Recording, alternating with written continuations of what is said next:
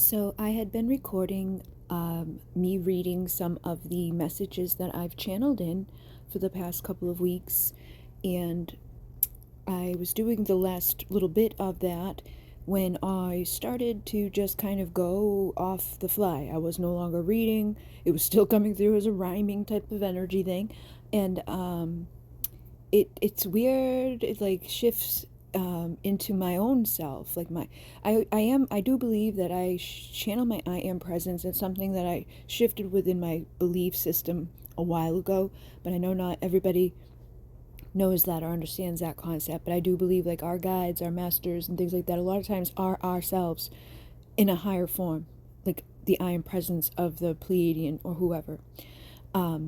So basically, I was reading the channelings from the emissaries to everybody, and then it shifts, and it's probably going to be pretty clear to other people that it shifts. However, I still feel like it's necessary or important for me to share, and could help others, and it's also still relevant to share to others. There's messages in there for you, so and even in the last moments of what's said is important for you, if you are here, I feel, to know and understand about yourself. But I decided to take that part away from what the other thing was. It was a 22-minute long video by the end of me making the fullness of it. So I took that, copied it, and now chopped the first half off, putting this in there to let you know what the heck's going on, and then I'll let you hear it from there. You need to be reminded every day that life is not always as it seems. It is not as easy as you may think to use the information that you've come to know, regardless of what, who, or where, or why. Assuming that you have made it this far, then you should have a medical chart available for you soon or already. I sense that any pain or difficult moments of the past, you are slowly revoking and closing. It is okay to get away from these places and these spaces, these things that have seemed to run amok in the land. But when you go through an awakening, it tends to happen in stages. But we've seen that some people may be much more completely unique with their types of awakening and discovering. If the person has a near-death experience, they seem to instantly be different. Upon that moment of return to the earth, we used to assume that all of those people would be in a light or thinking and having beliefs that would align with a happy, love-filled gratitude life, to have godlike joy. However, since being present for a few different souls in this world, we've clearly signed up for these traumatic and transformative events. That even in the event a person sees beyond this place, knows that something is beyond the body and connection of a physical vessel, it's just as possible for that person to be pissed off or unhinged in the thinking that life, for instance, is against them. To become unhinged and devoted to live in a way that goes against all of those things previously felt or thought, adopted through assumption. The stigmas that we hold on to come from us and the outside confusions. Some who survive their death, or they seemingly believed would be, when they find their way back to the living again, and maybe things aren't exactly as they planned, they may choose to go down a spiral of destruction.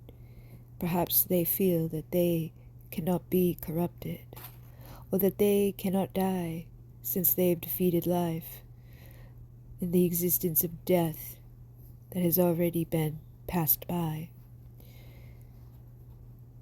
My experience has been with a friend and family, the mother of my soul for this world, who decided to party and live it to the fullest extent, are exactly the words that she had said in regards to the fact that she now smoked crack and that her 2 little daughters would be left alone in the back while she would go in and do as she did, and also got the oldest addicted, I being that child of hers. I became the one who fell under that curse, to be the one to drive, to be the one to get high, to be the one that didn't know what I was getting into. But that's all right. That's how life is. We've all come to experience things. She may have returned physically from that near-death experience, the 99% chance that she would not live. But she did. But that was all that came back, was a physical body, not the soul, not the one that had went in to get that healing and to make the change. It was molecular, cellular. It went in staged. She had been lucky to get in on the clinical trial for bone marrow transplants, and this is what saved her then. But even the hair that grew back from her bald head and everything that she had done since then was totally and intrinsically broken, as she was all along, only living and doing as she could know. She had already been through a lot, sick the day that she was born, sick as a child, entirely above and below, all the way through all of her soul, on many levels, physical and mental, emotional too. She was destroyed long ago by those of this world. But it's okay. We need to forgive and move away from those ideas and those things.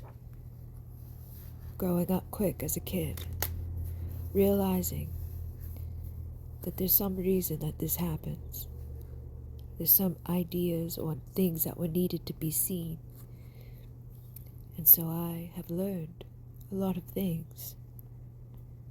And perhaps even the role that I play today for those on the earth who get stuck in some way, whose energy becomes unbalanced, or silly little things in their life seem to fathom that they are no good, or that they don't deserve all of the love that they have given out.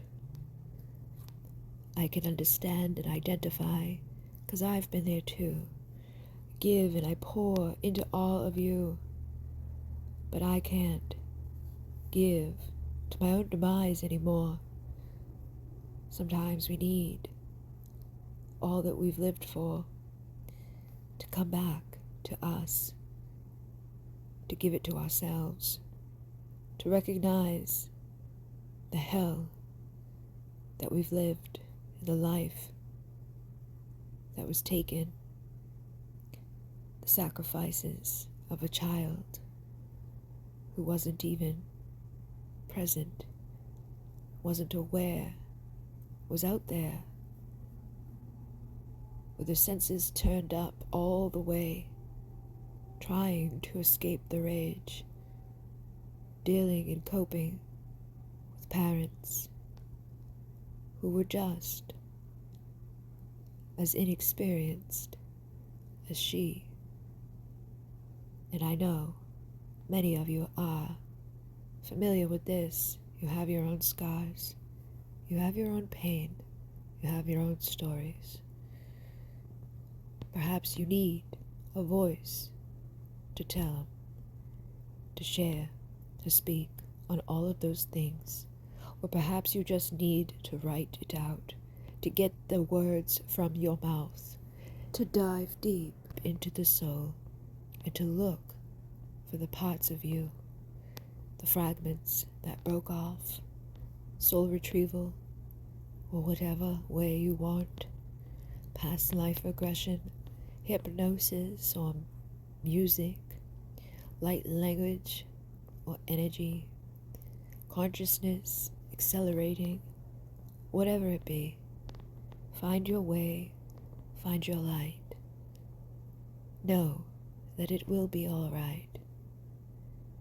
And know that you were not picked out to be a victim. You were chosen to rise above, to heal, and overcome. You are beautiful, powerful, a fighter, a lover, a giver, and a feeler. You have more inside of you than many could deliver. And when you remember, and when you find all of that power deep inside, use it and share. Bring it everywhere. Deliver it to those who are probably going to hurt you. There will be those who just dislike you because they actually like you, but they don't like themselves. Not at all, not enough. And that's usually where a lot of hurt comes from. There's people all over this earth, people in your life, who will go out of their way to make you have strife.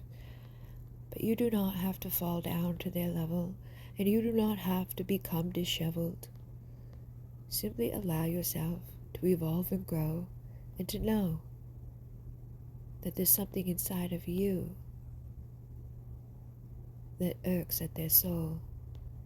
They recognize the divine, they recognize the light. They get jealous or triggered by the way that you rise.